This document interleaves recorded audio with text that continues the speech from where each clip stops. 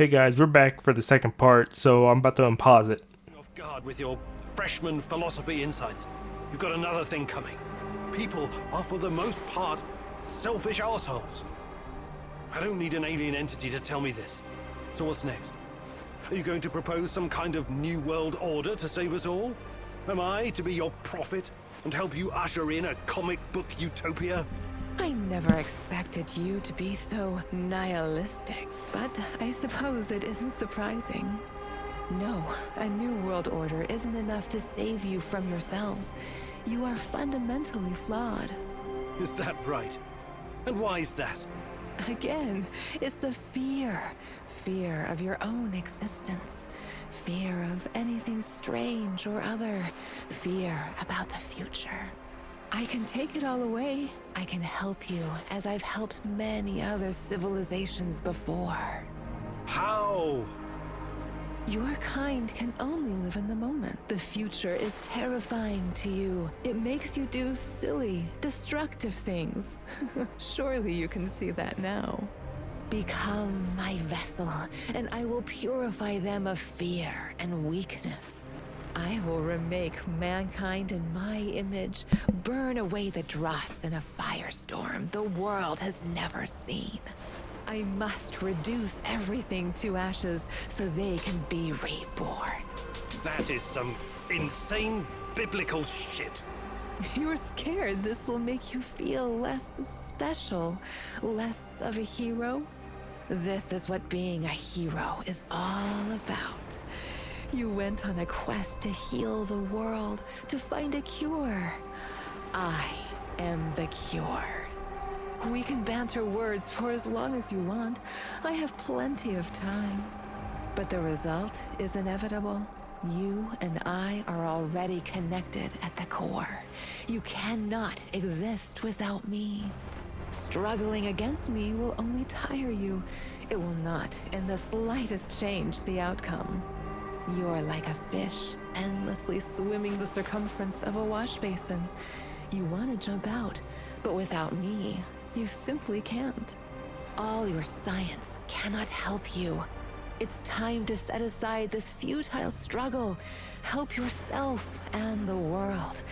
Embrace me.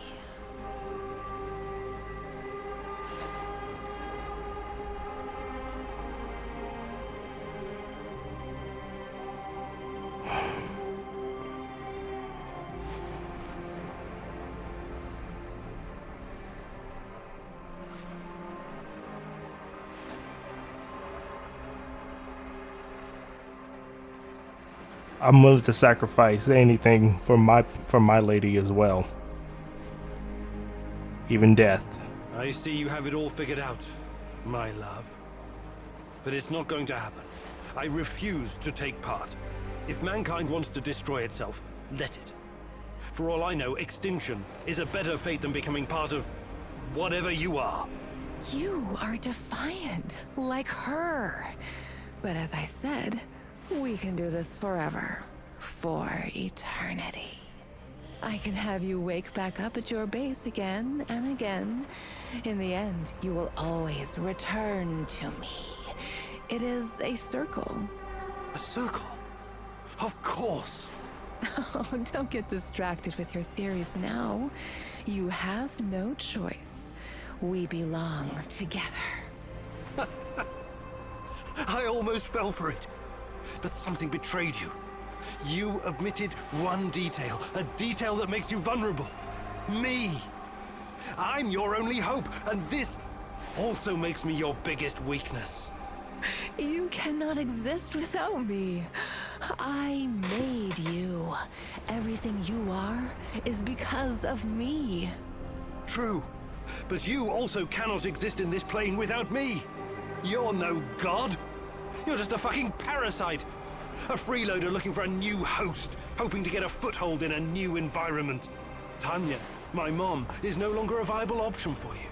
You can't use her anymore. Who knows?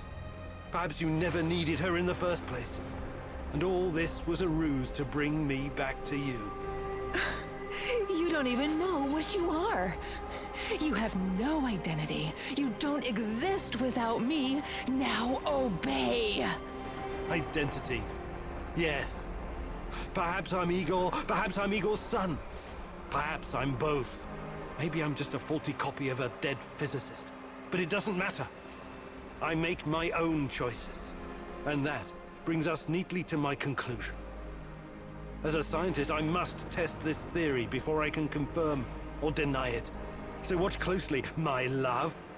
This is my final experiment. It's time to break the circle and destroy the parasite by denying it a host.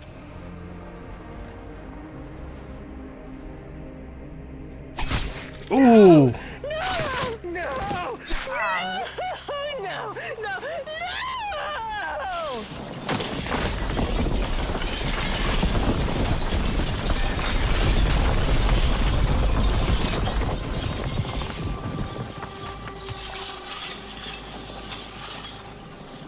The protagonist never returned from the power plant.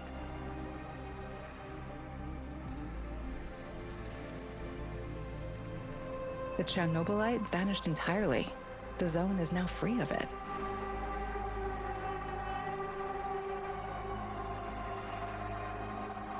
Igor stalkers drove off the remaining NAR troops and even convinced a few of them to join the cause. Now they're working together for the good of the Samoshels, tracking down the few remaining monsters still roaming the area. Olivier never had the chance to change his own past and prevent the ambush that wiped out his team. His obsession almost steered him down the dark path of treachery, but in the end, he redeemed himself by helping Igor with his mission. Even though it cost him his life, because he had been a part of something bigger than himself, he was at peace in his final moments. In spite of his flaws, Olivier will always be remembered in the zone for his courage and grit. For this haunted place will always be a monument to broken heroes with a twisted past. Mikhail's life was always full of violence. He was the angriest, most obnoxious man Igor had ever known, but he was also unfailingly honest, both with himself and others. Mikhail's thirst to avenge his murdered friends was his main driving force, but working with Igor and the others eventually made him appreciate the kinder aspects of life. Well, that's good. In spite of his rough manner and the darkness inside him, Igor came to like the neurotic stalker, and by the end, considered him a true colleague. That's good. That's good. I'm glad for him. Mikhail decided to remain in the zone and join the others in protecting their shared home. Tarakon's fight against the Rat King has reached an end. Having barely survived the zone, he realized his time was up. Now, someone else must carry the torch and defeat the evil lurking in the power plant. But Tarakon wasn't worried. After all, he had prepared Igor and others well. Tarakon's true identity was never discovered. Was he a madman, a saint, a spy? Perhaps he was all of these, or perhaps none of them. But one thing is certain. The old man was a true child of Pripyat. His restless soul will forever wander its marshes and woods. Olga's last thoughts were with her mother and those Samoshils. She had joined Igor in his mission because she knew what it meant to live with a hole inside you, a hole left by the departed. As a troubled teenager in Minsk, she'd never planned to become a freedom fighter or martyr, but sometimes we encounter the person who will change our destiny at just the right moment. Life is unpredictable that way. Olga will always be in the hearts of all the Samoshils whose lives she touched. Like so many before him, General Koslov made the wrong choices while chasing a dream of the good life. War taught him about the cruelty and inevitability of loss, leaving him indifferent to human suffering. His experiences made him strong, but also blind to the serendipitous moments which could have placed his life on a different trajectory. And so his death was as empty as his life. General Koslov spent his final moments consumed with bitterness. If I only had another chance, he said to himself. Alas, that is a privilege afforded to very few. Semenov's ambitions and neuroses almost got him killed. He was a brilliant scientist, but could never come to terms with the collapse of the Soviet Union. Though not a devout communist, Semenov could not stomach the chaotic aftermath, for it reflected the emptiness of his own heart. And so he chased his green Chernobylite dream, hoping his experiments would usher in a new world order. In reality, what he sought was to fill the gaping void in his own soul. Meeting his former student Igor saved Semenov's life, although he could never have predicted it. Confronted with mortal danger, he realized he could no longer allow his demons to determine his fate. He left the zone, hoping there was still time for him to find peace. Without Semenov's brilliance, NAR eventually dissolved, most of its mercenaries wiped out by either the Shadows or the Samoshils. Faced with staggering losses, the shareholders halted all funding.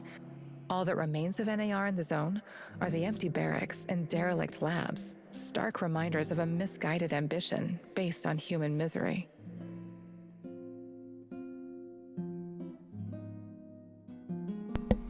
Whew.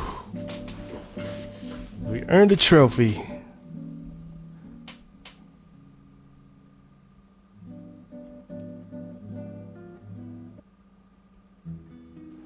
Okay, that was the end of the game. Wow.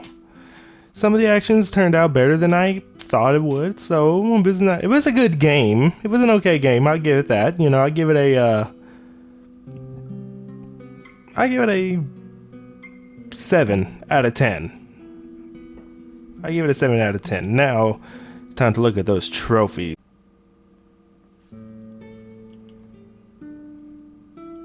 Alright, so we have 2 trophies left. Let's see.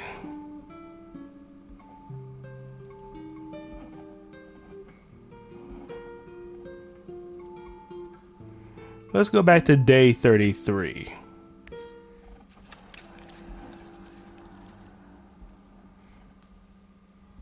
Hopefully Sashko is still with us.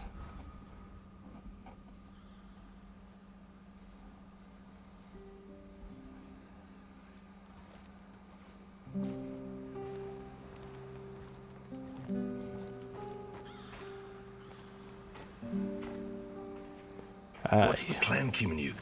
He is.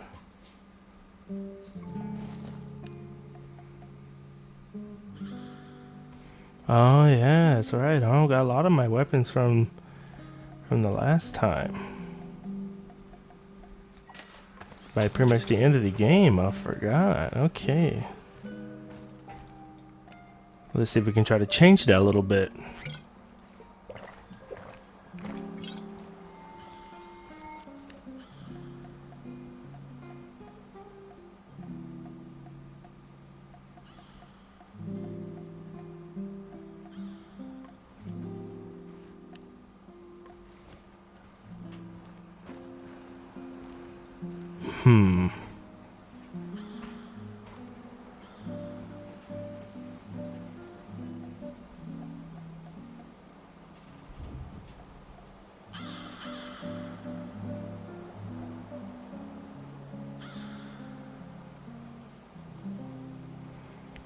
Okay, so I think next time I'm gonna go ahead and finish up this trophy list. I only got 2 trophies left, so all I gotta do is complete it for this dude. I knew it the last playthrough he was gonna bite me back in the ass, but hey, we're gonna try to do it next time. Alright guys, I'm gonna be out. Hope y'all enjoyed the video. We finally finished the whole entire main game. All we're doing now is just going back for that platinum trophy. So don't forget to like and subscribe and comment down to see what y'all want me to start playing next. Come on, guys. I need y'all to let me know on this. All right, I'm out of here. Bye.